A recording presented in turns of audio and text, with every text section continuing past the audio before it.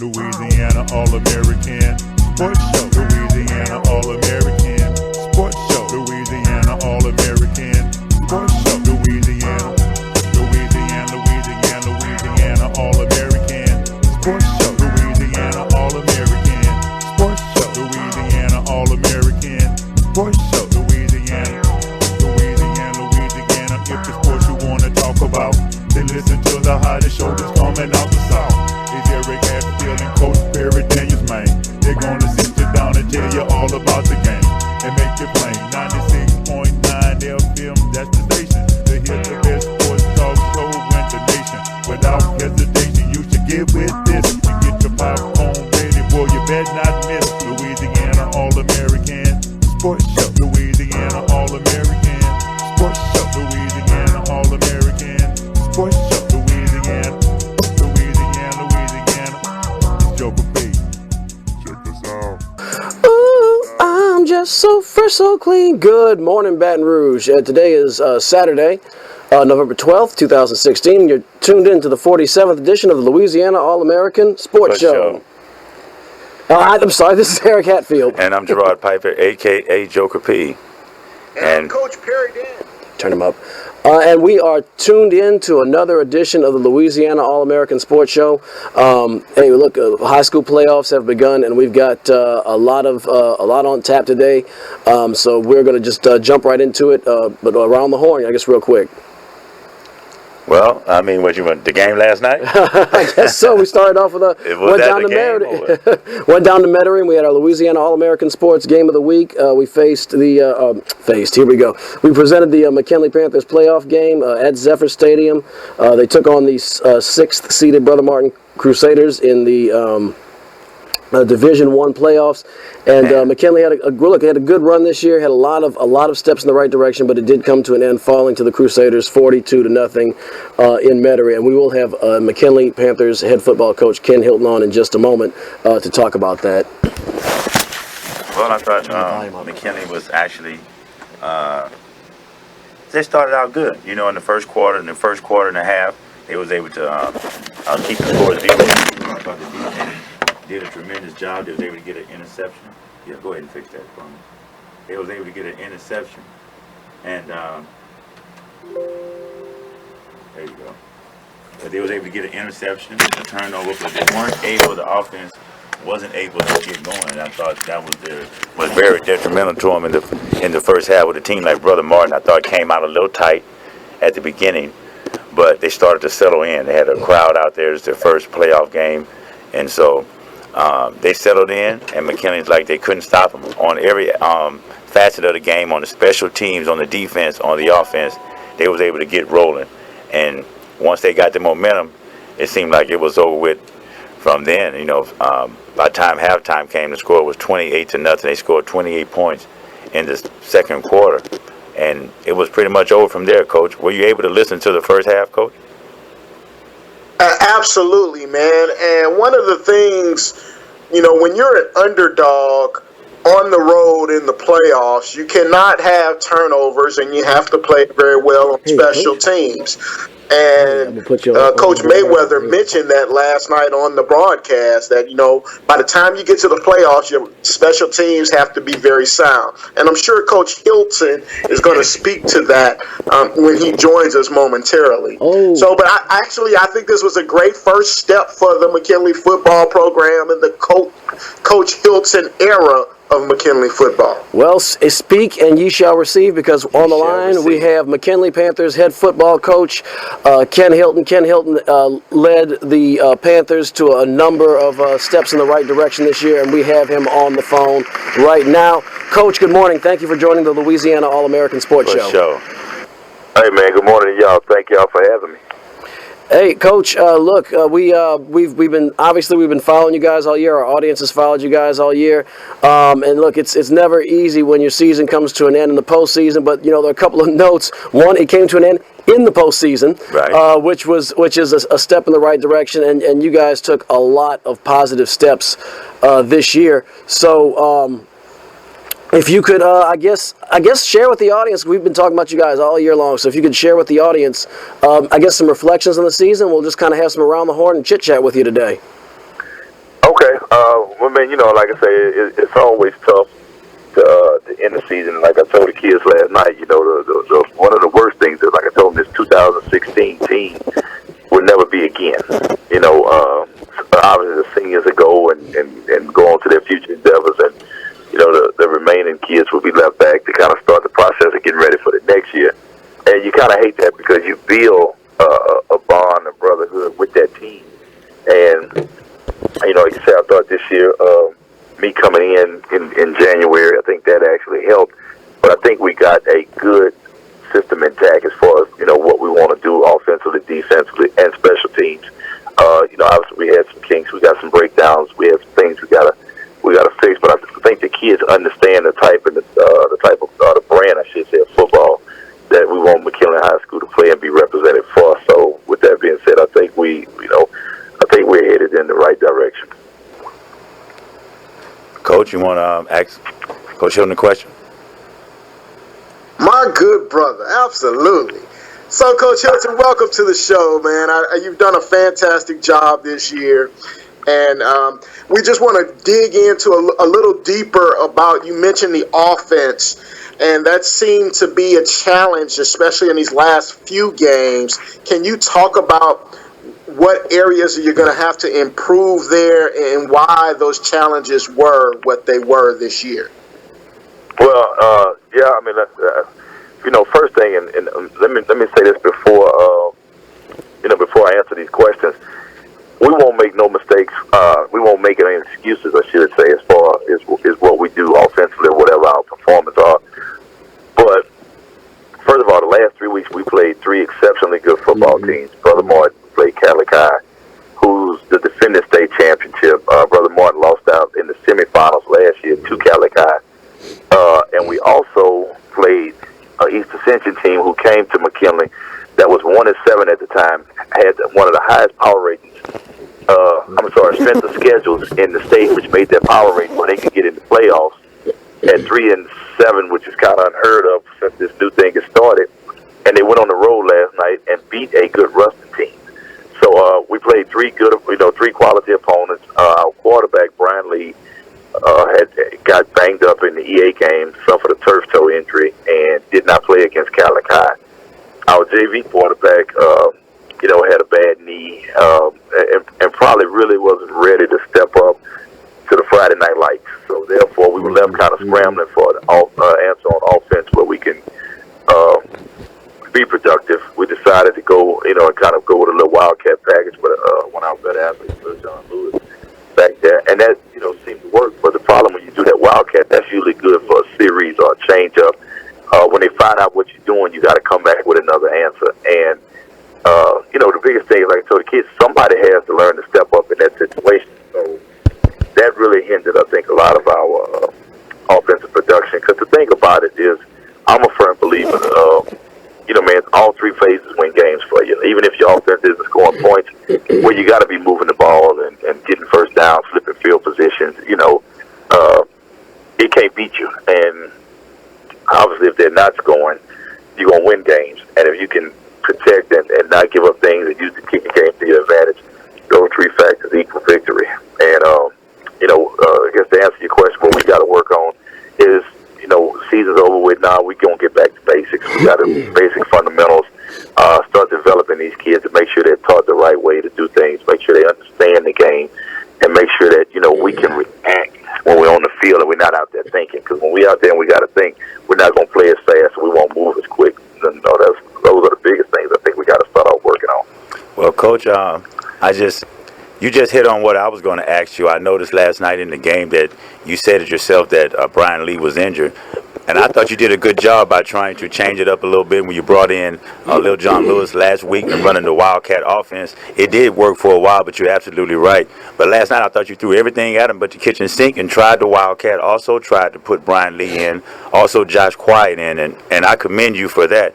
Tell me about what I've noticed this whole year where a lot of times against these good teams, you guys were actually in the game, but it was like turnovers at crucial times, not being able to stop a third down that changed the momentum or either a penalty.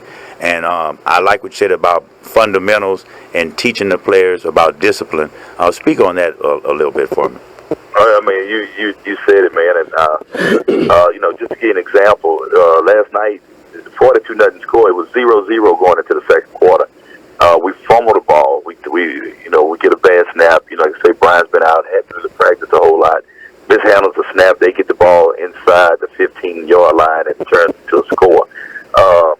At that point, going into halftime, we had 50 yards of penalties. With some of those penalties being illegal procedures or offsides, we can't have pre and post snap penalties. Now, aggressive penalty or holding or something like that might happen, but those other ones are just you can't have them.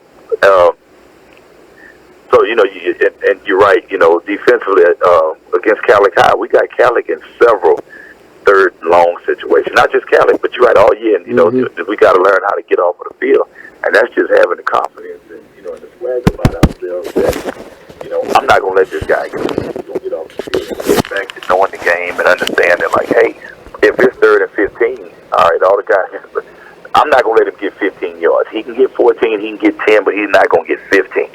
And that was some plays last night we had like that where you saw, we actually had, I felt like we had people in position, and it might have been like, okay, you got to make this play, you got to make this tackle, but we just didn't get it done, and we got to get back to where we get in that position, and we got people that's going, that's going to make that play. I mean, you're right, and I think those are the things that when we learn to do that and learn to overcome those situations, but not get in those situations, we'll be able to have a lot more success on the field. Well, that comes with experience, and I think by being your first year, I commend you on your first year doing as good as you did. But you're exactly right. I noticed that all year, just like a Central team, you guys lost on a last-second field goal or special team mishaps, and look at Central go on to beat better teams. And so I've noticed that all year. But I give you guys kudos. I'm a McKinley alumni guy myself. I definitely think and like the direction that McKinley is going. And hey, man, all power to you. Coach, you got anything? Yes, so Central, East Ascension, Catholic High, all advanced out of your district. And I may have missed Santa Ma, I believe, also advanced. Who do you see actually getting to the Dome and winning in their perspective, selection, non-select type of situation? I tell you what, I think I really think Calic High has a good shot to get back, and I think Calic High has a good shot. On the non-select side, it's going to be very, very hard to tell, man. I think that's anybody's game, and I say that just because the one thing I learned when I first became a coach in 5A is no matter how good your team is that year, how good you think you are, it's a process, and if those teams have paid the price and done what they're supposed to do and everything, I think it's fair game. I really think that side's fair game. Okay. Go ahead, Joe. Eric. Coach, one thing you mentioned last night, and we kind of talked, I can't even remember if it was on or off the air, but, I noticed during the Catholic game and during the Brother Martin game, you could kind of see players that were kind of lean, but they were making plays. They seemed to have some strength. They seem to have some strength advantages. And I'll tell you, the strength and conditioning part of the game seemed to be visible, I guess, against those couple of teams, your Brother Martins, your Catholics, who are kind of in those final tiers every year. You had talked with me a little bit about kind of how how you're going to approach that in the offseason. I was just wondering if you could talk about that. We have a lot of young athletes and coaches that listen, so also the importance, I guess, from that perspective of the strength and conditioning program. Oh, yeah, no doubt. When I got here in January, that was one of the things and one of the focuses that we first put on was the strength and conditioning part. Like I told the kids, our facility is not the biggest, but it doesn't matter the size of it. It's what you do when you're in there. So we're definitely going to put emphasis on that part. We got to get bigger. We got to get faster. We got to get stronger. And I'm going to give these kids a couple of days. We're going to kind of close out. They'll have the Thanksgiving week off when we get back. It's going to be time to go to work and start working on those phases of it.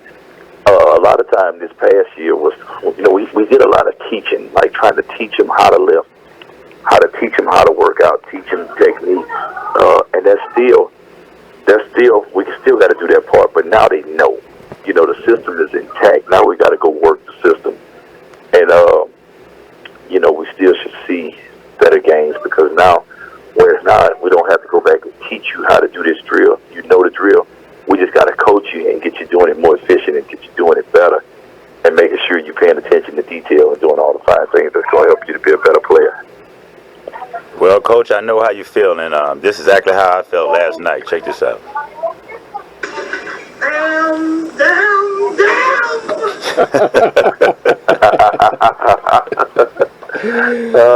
But it's all good, hey, I'm going to tell you, you must have been reading my mind last night when I was walking up and down the sideline. So, Coach, before we let you go, man, a couple of last things. We got to talk about your former school that you were the head coach of in the north part of the parish, and I want to get your perspective. You played them this year, the Schuylerville High Hornets. You played them this year. I want to talk about what do you think about that team? How far can they go? Are they as good as they look to us on the sideline?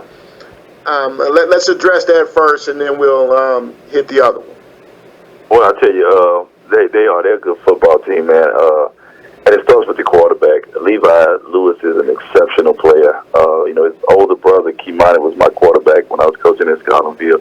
Levi was actually one of my ball boys, and I can remember him being on the field with us, and we let him throw balls during warm-ups, and it was almost no different than Kimani's run the ball, and the boy was in 8th grade then, I believe, when I left. So it starts with him, man, and I think they got a chance to, they're going to have a tough one with St. Aug, because it's always hard to beat somebody twice. And I remember that game kind of, St. Aug was coming back in the end, just like you saw with the Central Live Oak game, where Live Oak beat Central week 12, 41-2. Central beat them last night 17-0. So it's going to be hard to tell, man. It's going to be hard to tell. I tell you what, for us, and you really like it. I like it because it's kind of like, Alabama always plays that big week 1 game. And to come out for us and have that rivalry game week 1, it really shows you where you are as a football team. So, it's not like you're going to go out there and get a false sense of security or whatever, but I think they have a good team. Like I said, I just think that thing is wide open, man. Those Catholic League schools, they're not going to beat themselves. They're going to be very sound, as you saw last night. And what they did offensively, defensively, wasn't nothing fancy, but they were going to be what they were supposed to be. They were going to be doing what they were supposed to do. And when they throwing those little slants and them little timing routes, their timing is impeccable. No matter if you're playing man, zone, press, you're off. They're making it happen, and they're going off of what you do. So it's very, very tough to defend. Yes. Coach Ken Hilton of the McKinley High Panthers. Coach, are you going to stay with us for the remainder of the show, or are you running out on us? Well, I tell you what, man, today has been a crazy day with all the different stuff I got going on. What I do want to do, if I can, real quick, I want to thank you guys for the coverage this year, man. I think you guys have done an outstanding job. I know my family brags on the broadcast whenever they can't make games. They're always listening in and everything. And I look forward to continuing this, this relationship, and hopefully we, keep this thing going as long as we can.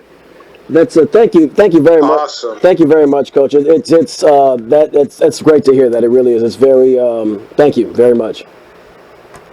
Last thing before we let you go, we've got to get a couple of predictions from you of upcoming games this week, and then I want you to speak to the McKinley alumni regarding the future of McKinley football. So first, let's get the predictions. We've got Southern and Prairie View coming up tonight.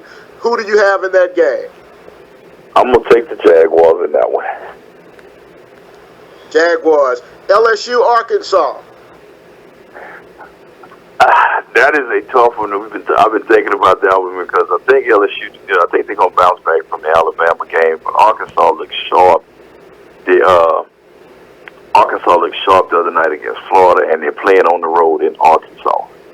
So I think I'm going to have to go against, as much as I hate to pull against the Tigers, but it's going to be the Razorbacks. Wow, well, all right. We were all wrong about Donald Trump and Hillary Clinton.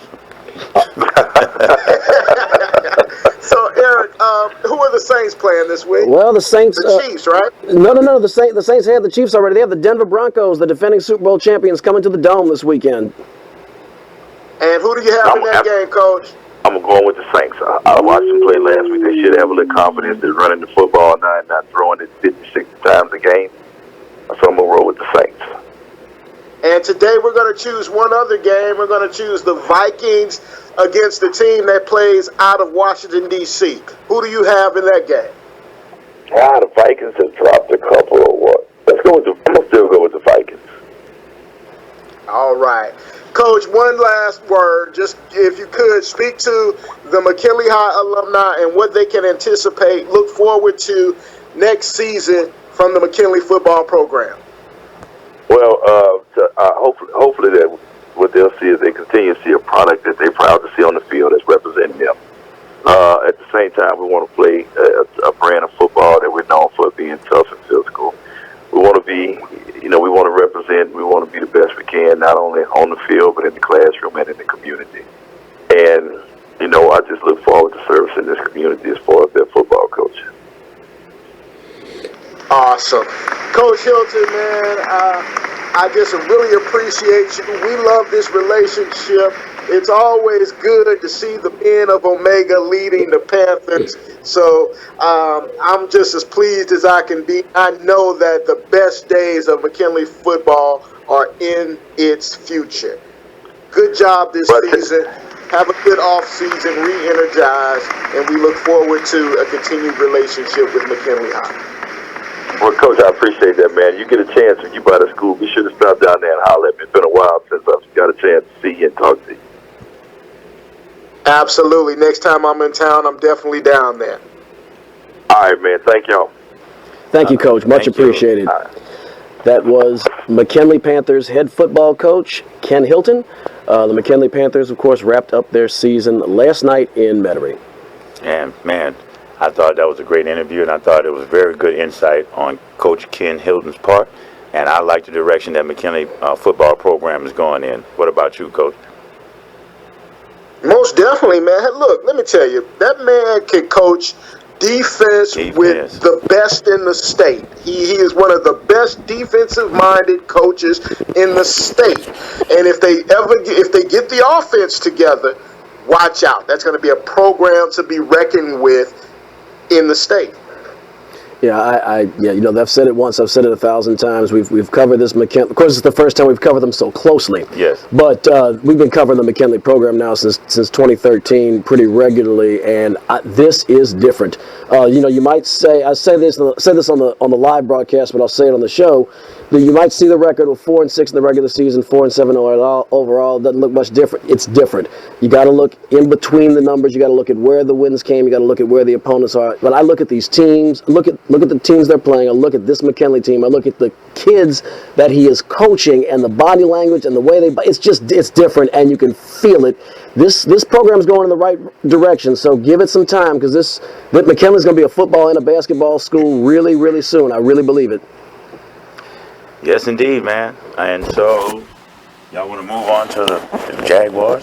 Which direction you guys? Well, we probably need to update the rest of the high school playoffs. A lot of teams played last night. Absolutely. So we probably, if we're prepared, if we're not prepared for those scores, then let's go to break. Oh, we always. But let me inform folks that next week we will have McKinley versus Glen Oaks in basketball live from Glen Oaks High.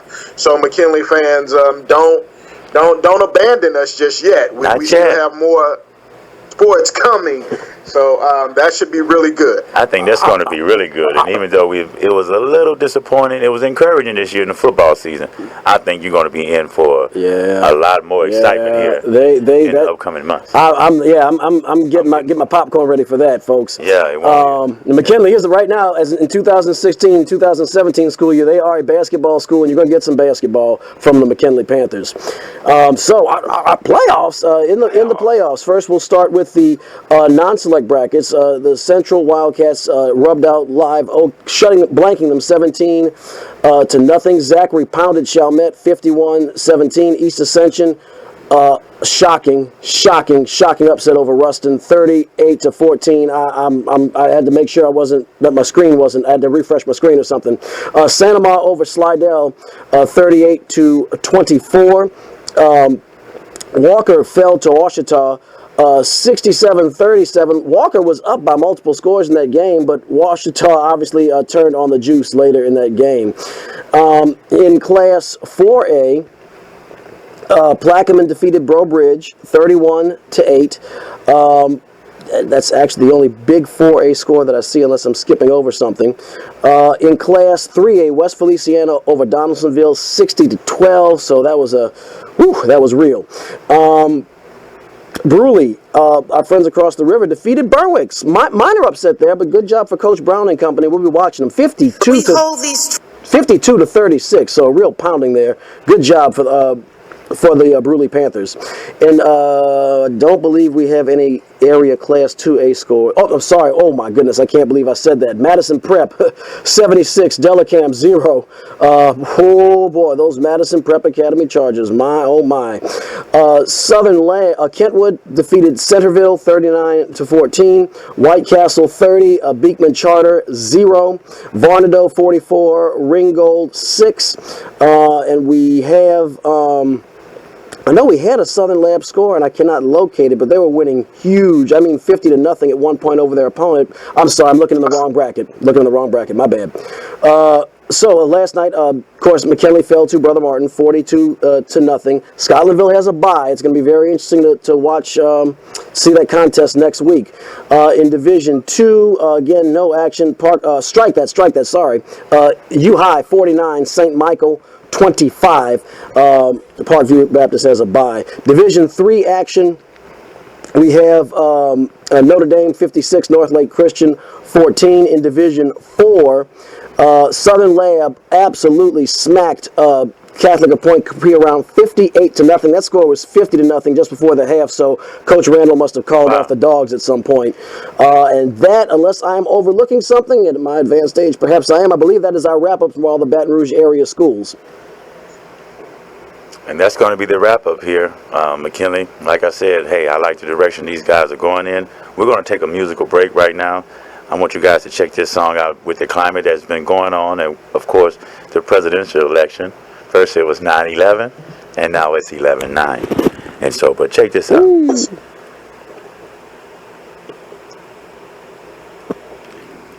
We hold these truths to be self-evident, that all are created equal and endowed by their Creator with certain inalienable rights, among which...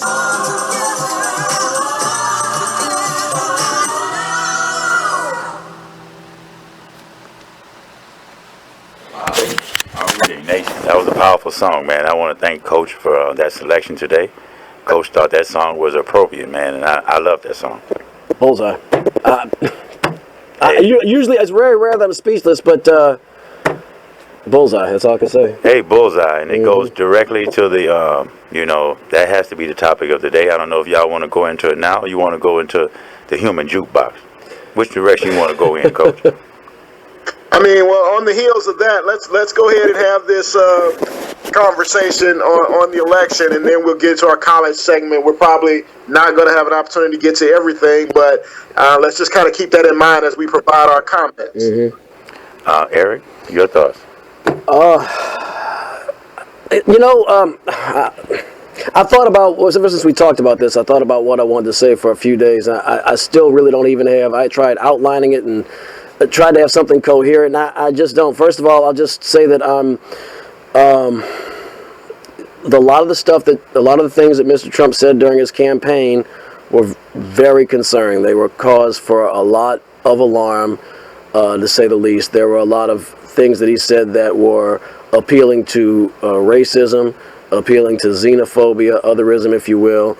I don't think he appealed to the better angels to shore up his base. Now, he also had, some folks said that he was elected in spite of that. And there was an economic message beneath all that. And I get it. You look at the states that flipped that you never would have thought would have gone red, as far as Pennsylvania, Wisconsin, Michigan, I believe, is going to turn red, although they haven't called it. And they had people in there who said they voted for Obama twice and voted for him, and voted for Bernie, but then voted for him. And I laughed at that when he suggested Bernie Sanders voters would vote for him. But the exit polling showed that, and you look at that Rust Belt, and look at how much he won Ohio by, which went Democrat the last 2 times.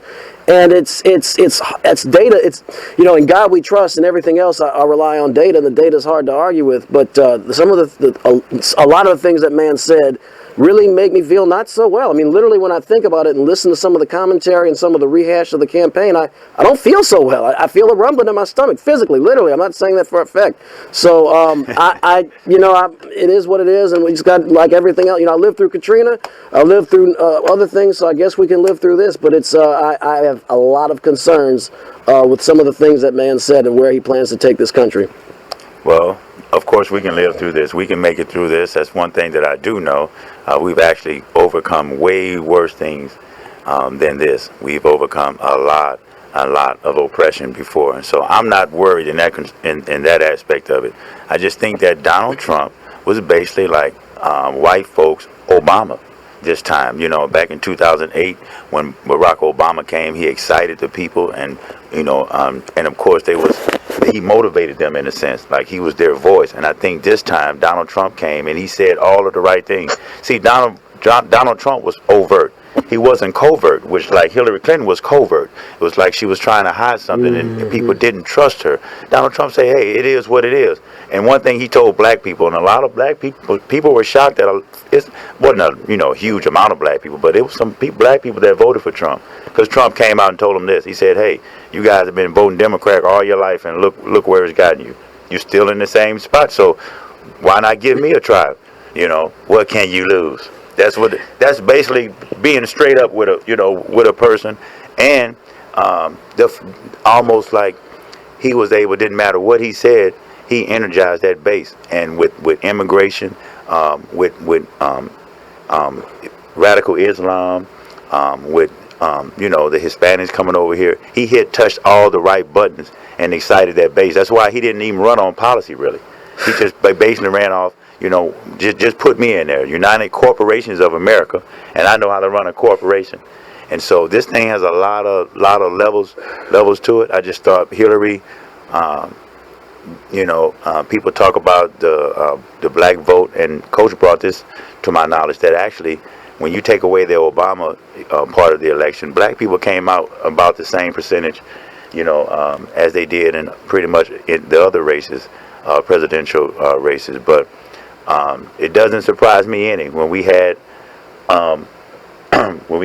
Temple on the College Temple on the show, and he was saying, "Oh, Hillary Clinton's going to do this. She's automatically going to win." I was telling him then. I said, "Well, hey, I don't know." I said, because people can say what they want to say in public, and they don't want to sound racist. But a lot of times they was with Donald Trump all from the beginning.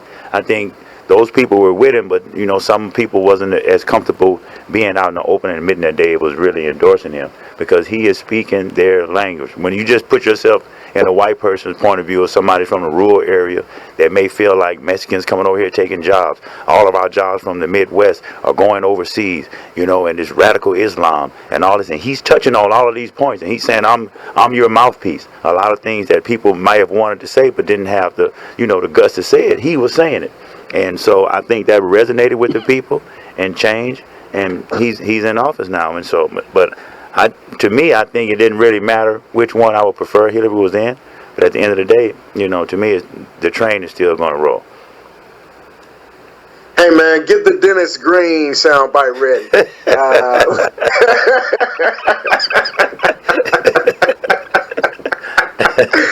Because that's what we have here. The voting electorate. Let me know what you playing. I can't hear the sound bites, but yeah. Hey, they are who we thought they were. Look, man, Donald Trump, if you believe that he is a racist, which, I still think is debatable. I still think it's debatable. But if you believe that he is a racist, he's not the first racist to occupy that residency at 1600 Pennsylvania Avenue. He's not the first one. That's right. So Look, folks overwhelmingly, the dominant culture, that male, the one who was not educated through a university system, they overwhelmingly supported this man at a rate of more than 70%. African American women turned out, supported Hillary at a rate of 96%. 96% of African American women voted for Hillary. Look, we can't allow the highest office in the land to break down solely based on race. We have to do a better job as citizens researching candidates, their positions, their policies, and make more informed decisions. And no, it's not going to always come to you through that little box that hangs on most of your walls or sits on some type of stand.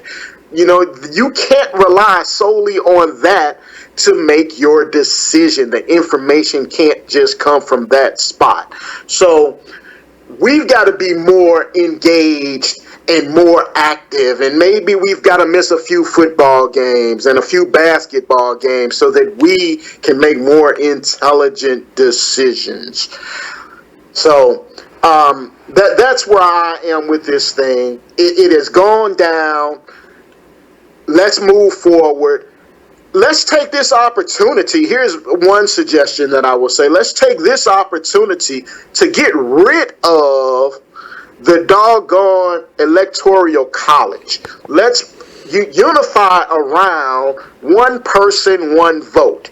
Because in this current system, the liberal folks of Louisiana are wasting their time by voting for the presidency, because Louisiana is always going to go to the Republican. So let's get one person, one vote. Kind of question. Lastly, our women are begging. Our women are looking for validation that they have the ability to achieve whatever it is that they so desire. Let's rally around that.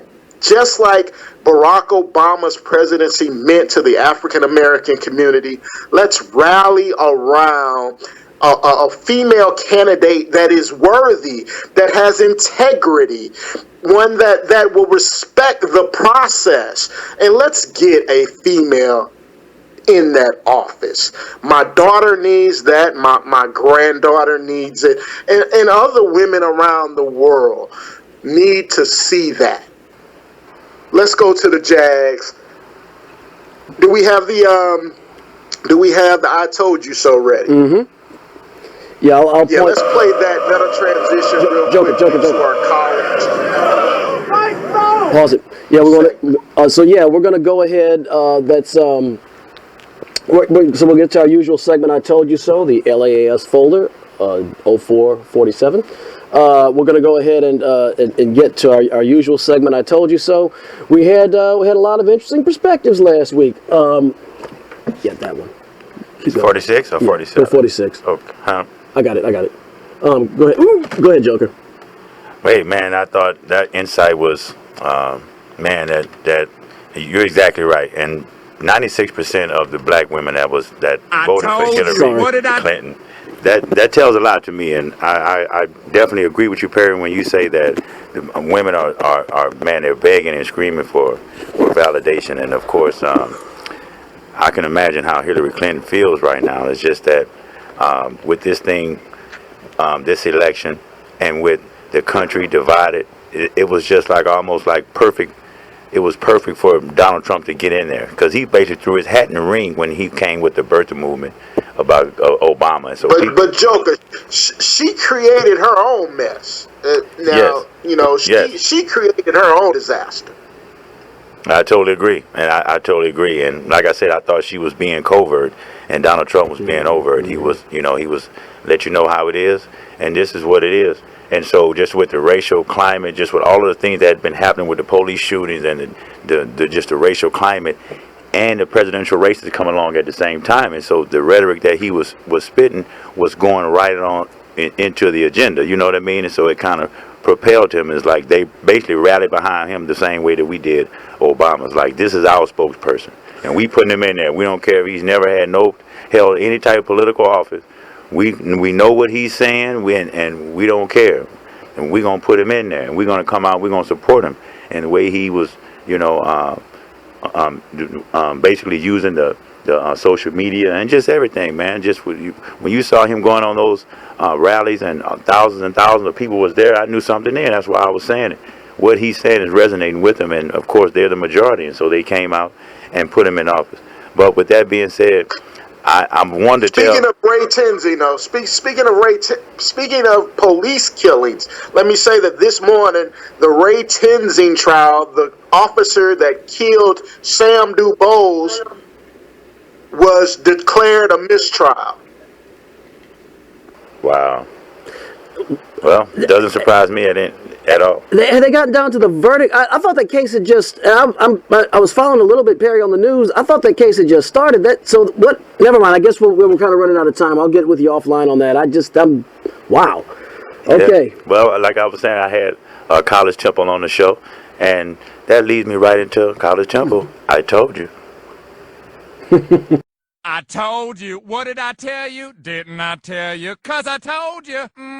And when did I tell you? A long time ago. And what did I say will happen when I told you? Exactly what just happened. One of their opponents, and they're not doing it. I think they're going to win, but they've got to start putting teams away. But I'm going with the Jaguars. Totally gonna run away with it. I think the star today will not necessarily be Lenore Tillery. I agree with Derek. I think the star of the day is going to be Willie Quinn in the passing game of the Southern Jaguars.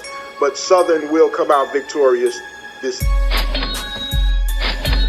5 years. Will we win against Alabama for the first time in 5 years?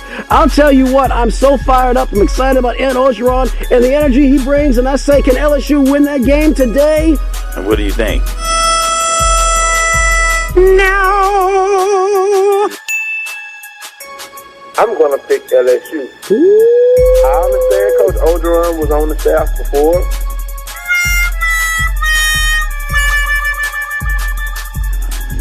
LSU's going to pull this out as well.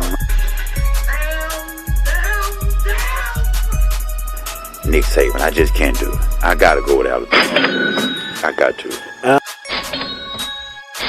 To do it on Sunday, and I'm behind him 100% because we live in a country where we all have a right to express ourselves. And frankly, whether you agree with him or disagree with him, he's bringing important topics to the table that are making people talk whether they want to or not. So I got on my sidebar. That being said, I'm picking the Saints. San Francisco's got a lot of problems.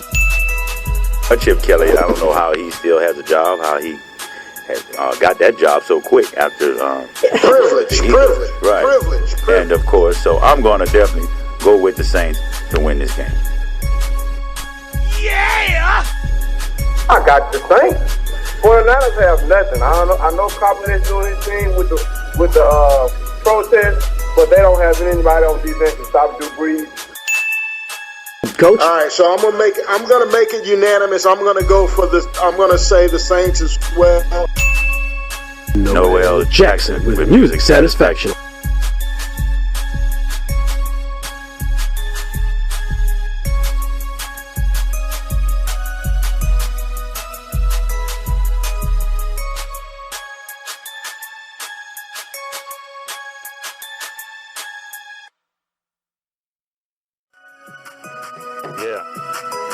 Yeah. Juju on that beat. Juju on that beat. Juju on that You ugly. You your daddy's son.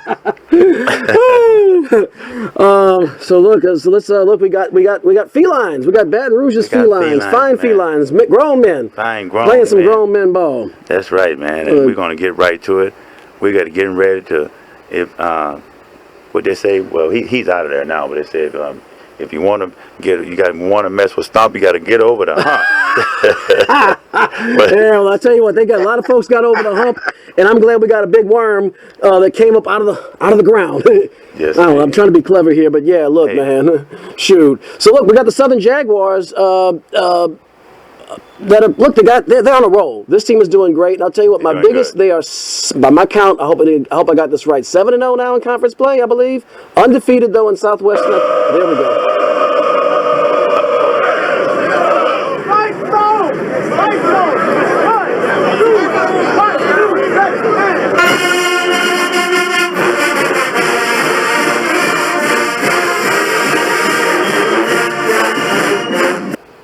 Hey, so look, the Southern Jaguars, they are rolling. Keep them 6-0 in conference play, and they are, the criticism I'd have them, the only criticism I had of them all year was the lack of a killer instinct. It seemed like they played 4 quarters and had the highest score at the end. Well, they put their foot on Texas Southern's throat last week on the Bluff. I've been wanting to see that all year, and I'm kind of restraining my excitement because I'm getting a little excited now. We're getting closer in the year. Hey, man. So they got Prairie View coming up. That's in Houston. That's actually going to start at 1 o'clock. You can hear that on KQXL 106.5. There's also a link to listen live on GoJagSports.com. And also, the Southwestern Athletic Conference network has a link. If you go to GoJagSports.com, go to the schedule and click on that watch link, it should take you there. So you should be able to see it at 1 o'clock. So that's going to be great. It's going to be good to actually see the Jags this time around. Hard to do sometimes, but this team is playing so well. Austin Howard, the big three, Austin Howard, Willie Quinn, and Leonard Tillery. And the receiver, I don't want to mess up his first name. His last name is Beard. I think his first name is Dari, but they're getting, my point is that team is coming together. They're playing really well. They held Texas Southern to 10 points last week at home, which means the defense is coming together, and that is hard to do sometimes in SWAC play because it's a very pass-oriented, very aggressive spread kind of ball that you see. And so Southern is really, man, they have a shot at this here. So they have Prairie View A&M. They're at Prairie View. The next game after that is Mississippi Valley State, which I think is a slam dunk, Derek. No, and then they have the Bayou Classic. Look, I like. Even though they're on the road, it's not going to be easy. I like the Jaguars in this. I'm slowly becoming a believer now. I got the Jags in this. Hey, I'm picking the Jags too. I want to congratulate once again Leonard Tillery for breaking the SWAC all-time record. I think Willie Quinn broke also the receiving record. Mm-hmm. And the Jags are rolling. I'm very much anticipating the Bayou Classic, and it's like these, two giants are getting ready to clash. That's why I wish Professor was here. You know what I mean? Yes, indeed. He makes it so much fun. Yeah, that'll make for a great debate right by now between knowing that how tough he follows Graham and the Tigers. But today, against Prairie View, I'm going to go with Southern. I'm picking Southern. Yeah, I'm going to pick Southern here as well. Prairie View can't stop the run, and you've got the best running back in SWAC history. So I'm going to pick Leonard Tillery and the Southern Jaguars to win this game. On the other side of town, moving quickly, rolling swiftly in the hoopty rap. Hey, so look, on the other side of town, the team that plays on the other side of town is actually heading up to Fayetteville, Arkansas today, playing the Razorbacks. ESPN's power rankings, our prediction, whatever they call it, has LSU 75% to win. LSU's ranked 24, Arkansas 25. But look, Arkansas just gives us some bad feeling. First of all, Brent Bielema has put together a squad there. They're playing very well, like Coach Hilton said. I'm going to go with Arkansas in this game. I'm going to go with LSU in this game. I think LSU's defense showed me that, to me, they're one of the top defenses in the SEC. Mm-hmm. They was able to shut Alabama down for 4 quarters. I think the momentum of that game, even though you live by the Edling and you died by the Edling. And so they got the Edling hook. Yeah, but Arkansas is not Nick Saban, so there's no hum. So I think LSU is going to go in there, a tough game on the road. It's going to be a close game, but LSU pulls it out. Just to update, you mentioned the Bayou Classic. Grambling State is currently ranked number 2 in the HBCU rankings behind North Carolina A&T, and Southern is ranked 5.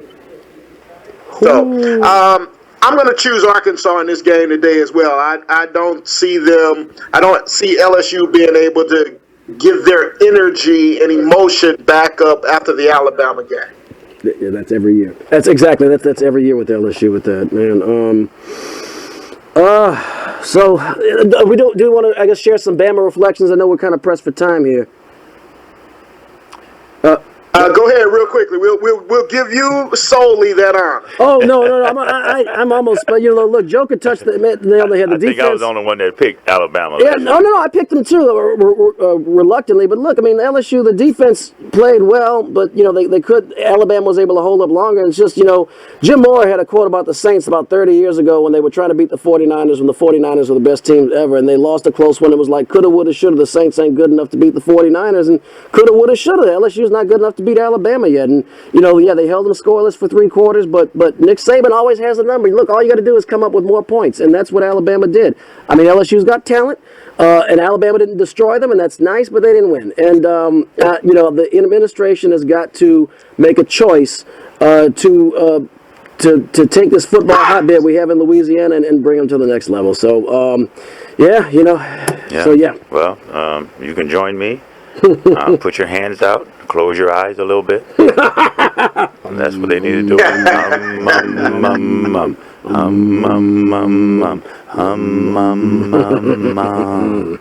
And see, Perry Coach knows about that. His coach does yoga and everything. And so, hey, that's what Nick Saban, man. Yeah, but we got some more action getting ready to come up here. And there goes the National Football League.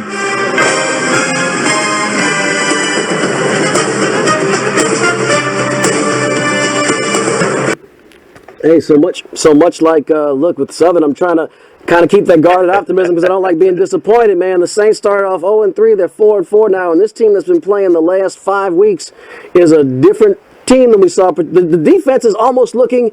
They're almost looking mediocre. And you know what? When you got Drew Brees in that offense putting up 30, 40 points a game, and Willie Snead and Mike Thomas starting to break out, and Mark Ingram looking good, and Tim Hyde, mediocre's good enough. And they got Denver coming to the Superdome, and I'm trying to. I'm almost having a hard time finding the head-heart line. I'm gonna pick. Oh, this is tough. Boy, I know, man. I'm gonna pick the Saints. This is a I'm tough pick. gonna go out on that ledge. I'm gonna pick the Saints. You're gonna go on that ledge and pick the Saints. Wow, the Saints been doing really good. We've always known that the offense can score points, and I'm really impressed with Willie Snead and that rookie. Mike Thomas, man. Michael Thomas.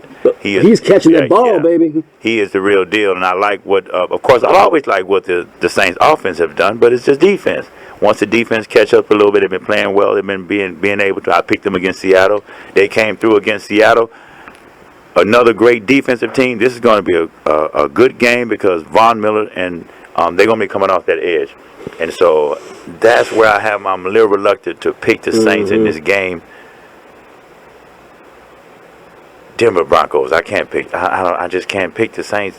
Where are they playing at? They're in the Superdome. In the Superdome. I'm gonna change. I'm gonna amend my pick. I'm going with the Saints. What about you, Coach?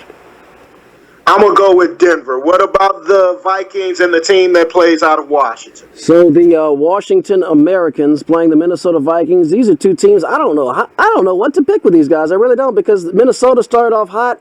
They haven't gotten blasted, but they have lost 3 straight. And the Americans, I just think, are fool's gold. I'm gonna think. I think the Vikings get off the schneid in this one. I think they defeat the Americans, and America. Well, some might think suffered a defeat last week, so it'd be fitting. So I got the Vikings. Well, Joker, let me jump in right here, Joker, and explain to folks what Eric means when he says the Americans.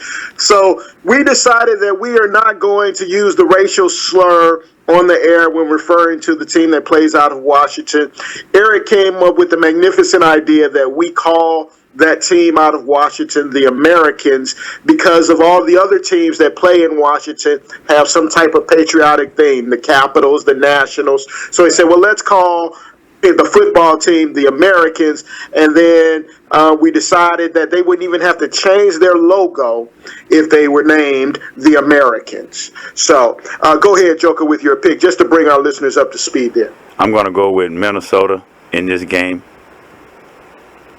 What about you? Awesome. I'm going to go with the Americans here in this game to right their ship. Let me say, too, man, that last night I had an opportunity to hear the Soul Lab, and those gentlemen do a very good job. They introduced me to some hip-hop, Joker, called nerd hip-hop. Mike Dub, is really, one, they're very intelligent, man. The guy's a physicist, but then they also did a very in-depth analysis of the NBA. So we might have to have those guys on as special guests once we transition out of football to the NBA, because I was really impressed with what they delivered last night regarding their NBA commentary. Yeah, well, big ups to the Soul Lab, and we want to thank you guys for joining us today. Unfortunately, we're out of time. And until next time, I want to say shouts out to everybody. Happy Veterans Day. It's a Veterans Day weekend. And thank you guys for y'all service and tuning in. Eric? Erica, Elizabeth, Angela, I love you. ADT, JNS, love you. And coming up next, we got Noel Jackson with Music Satisfaction. Have a good afternoon, folks. Peace out.